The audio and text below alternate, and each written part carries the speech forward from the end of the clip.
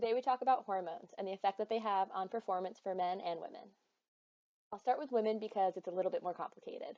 Over the course of her 28-day cycle, there are 3 phases which occur that cause fluctuations in the 2 main hormones, estrogen and progesterone. The first of the 3 phases is the follicular phase.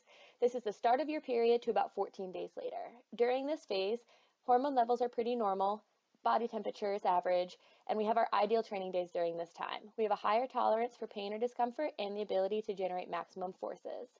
We have a higher sensitivity to insulin as well, which means carbohydrates are metabolized quickly, and that causes us to be able to have those maximum forces because we can get our immediate energy from glycolysis.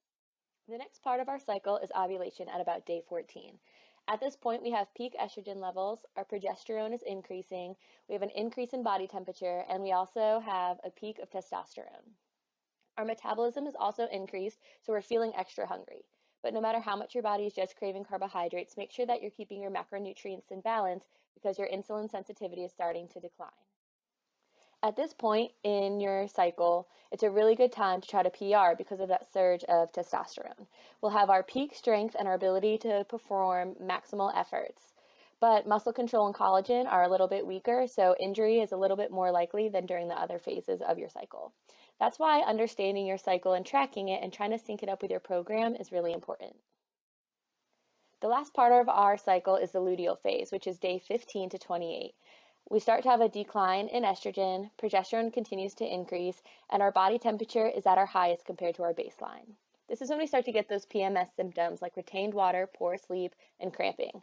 We're also having lots of food cravings in an effort to boost our mood and give us some energy. So try to find other ways to increase your mood, like walking outdoors, doing some yoga, or spending time with friends.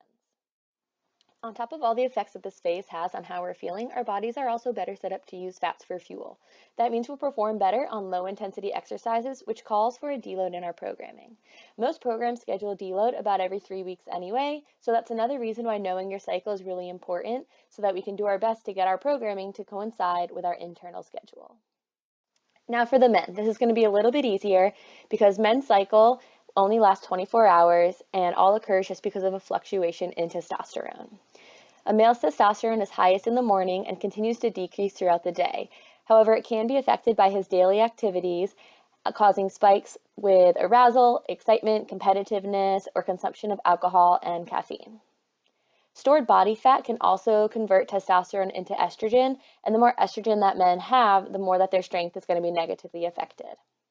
A severe caloric restriction through strict dieting can also limit testosterone release, which is going to negatively affect performance because the higher that testosterone levels are going to be, the better training and more muscle mass building and retention that a man will have.